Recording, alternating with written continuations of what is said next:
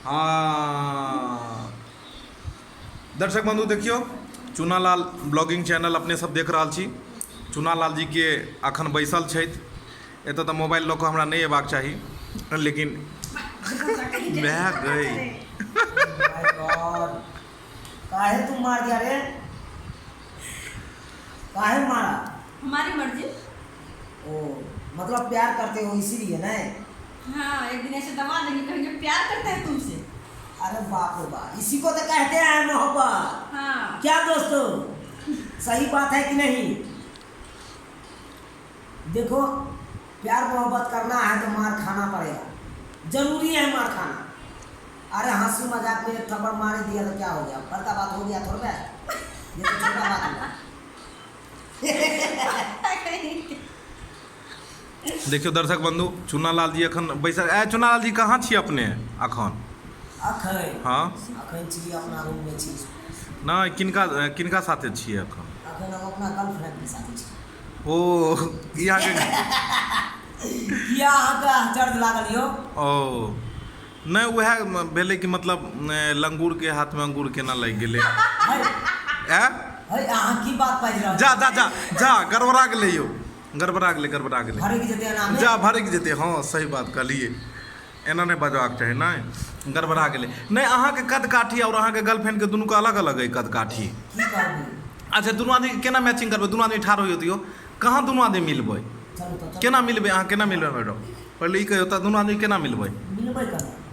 अच्छा मान लिअ, अच्छा हिनका साथ अहाँके अगर विवाह भऽ जायत तऽ फिर केना अहाँ चुमबै? मतलब चुमबै केना अहाँ? मतलब केना? अहाँके कहै के मतलब कि लिंटर केना चुमबै?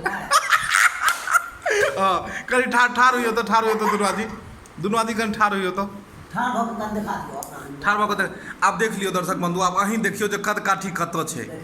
मैं गई अब इहो के लिए हम कतऽ लिंटर तऽ अहाँ कतऽ तक पहुँचलिए? देबै छै कि नहि? लीटर से ऊपर छियै? हाँ चलू ठीक है। दुनू आदमी चुमि जाइ छै कम से कम। अच्छा दुनू आदमी में कते प्रेम यऽ यो? प्रेम ओते कतयो कते मतलब क्या छिटा हेतै? ओते मतलब 2-3 छिटा। 2-3 छिटा हेतै ने? हाँ ओ चलू बहुत बढ़िया है। देखियो जब तक प्यार नहीं करबै तो शादी केना कऽ सकै छी? अच्छा ई कहियो जे प्यार सक्सेस होइ छै? मैडम से पूछल जाए। अच्छा दर्शक बंधु अहाँ सबके सबसे पहले बता दी, हंसी मजाक तो बस होते रहते। और ई फोफी मैडम छथि जिनकर वीडियो अपने सब देखै छी। AM film production, Maithili drama company, Jio Mithila comedy, ढेरों सारा चैनल पर हिनकर अखन जतेक वीडियो रोज रिलीज भऽ रहल यऽ मैडम के एकदम मार्केट में धूम मचेने है। और देखते छिए हिनकर एक पर एक रोल में अखन नया नया वीडियो सब मार्केट में। और साथ में चुनालाल जी छथि, दुनू आदमी हंसी मजाक कऽ रहल छै। और ई चुनालाल ब्लॉग चैनल है, एहि पर देखैत रह वीडियो हिनकर सबके हमेशा वीडियो सब आबिते रहत। और की कहै छै मतलब एगो चीज मैडम पूछे वाला छलहुँ। अरे की पूछबै यौ? कहलहुँ कि जे प्यार सक्सेस होइ छै? प्यार? हाँ प्यार सक्सेस 100 में से शायद 5%। हाँ 100 में से 5% नहीं, 100 से 5% क्याकि पौ के पहला टांगे टूटल छै। की करू? पौ के के पहला टांग टूटल है आ मोहब्बत के बौ के टांग टूटल है। की करू? ओ दुनू के मतलब पहले दुनू के टांगे टूटल छै, तऽ ई कतऽसँ सफल हेतै? फिल्मों में का वह हाल है। सही बात, जब हर में वह हाल है तो सफल केना होते? सही बात। जब 100 में से 5% सक्सेस। लेकिन हम सफल पकड़ब। यानी मोहब्बत में बौ के पेट चिरल छै, मोहब्बत बौ में पेट चिरल छै, प्यार में पौ के टांग टूटल छै, प्यार टूटल है। हाँ आ प्रेम में पौ के जे छै से लकवा मारने छै। लकवा मारने। की करबै सरकार? की करबै? यानी सब में दिक्कत छै यो।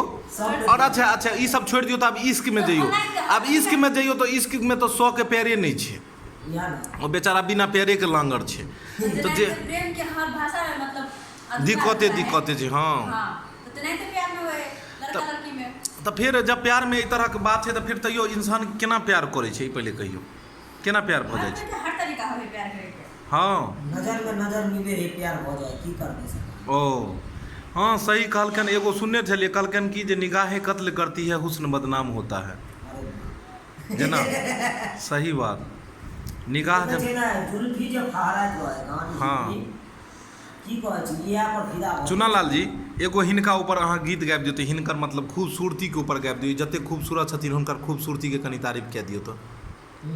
हाँ हिनको लागे जे कोई आदमी तारीफ केलक हन और ई खूबसूरती पर देखे छी अहाँके कतेक मार्क दै छथि गतोरा रूप के कौनो ने जो रगे जे देखो से कहो सब तो रगे कोई नहीं कोई गतोरा रूप के कौनो ने जो रगे जे देखो से कहो सब तो रगे अनई नजरन लगतो भगवान के ये जान सुनर लागे छत चांद से वाह चांद नई नजरन लगतो भगवान के ये जान सुनर लागे छत चांद से चांद बहुत खूबसूरत है ओते कहियो नहीं भऽ सकै छी हम अरे वो से सुंदर तो अहाँ छी ना अच्छा। देखे वाला के नजरिया चाहिए की हो सही बात देखे वाला के नजरिया चाहिए चांद से ज्यादा खूबसूरत दिखाई देत रहे छै लोग बस नजर ठीक हेबाक चाही की जरूर जरूर दर्शक बंधु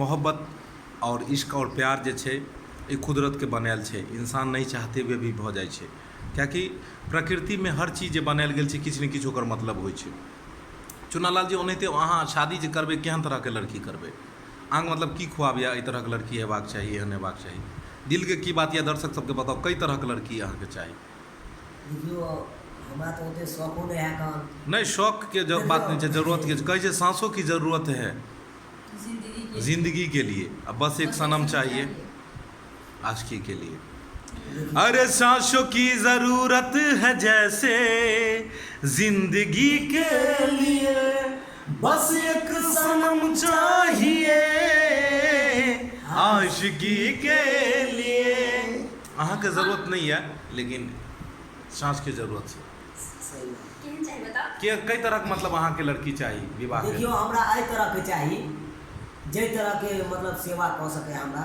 अहाँके और मतलब सेवा सत्कार तऽ अहाँके पत्नी रहथिन तऽ करबे करथिन मुदा तैयो कई तरहक तैयो होय गोटेक में होय कन की ते अहाँके बेसी नहीं मानब नहीं तैयो एक लड़का के जे ख्वाब में होइ छै कई तरहक मतलब अहाँके ख्वाब मतलब कई तरह के एना सपना देखैत हेबै या मन में हैत या दोसर के देखैत हेबै तऽ इच्छा मतलब जगैत हेतै अंदर के फीलिंग की छै यो अंदर के फीलिंग तो एते एकन से बता नहीं सकै छी नहीं तो बता दीजिए तो बढ़िया रहते कहै छै शाम भी खूब है पास महबूब है हमरा बहुत सुंदर लड़की चाहिए बुझलिए बहुत सुंदर मतलब के हाँ जैसे घर परिवार सब किछ के समेट बैठ के चले वाला ओ कोनो चीज में झंझट नहीं हो गया यानी घर परिवार के अहाँके नीकसँ सम्हारै संभाले कोनो चीज में मतलब लड़ाई झगड़ा घर में माँ बाप से नहीं करे दूगो रोटी पका के हमरा खिलाए अहाँके खुआबे माँ बाप के सेवा करे बस आरो मतलब खूबसूरती केहन हेबाक चाही खूबसूरती हुआ जेहन मिल जाए भगवान जेहन देथिन तेने वाह जियो मेरे शेर जियो सर रूप के कुछ नहीं होए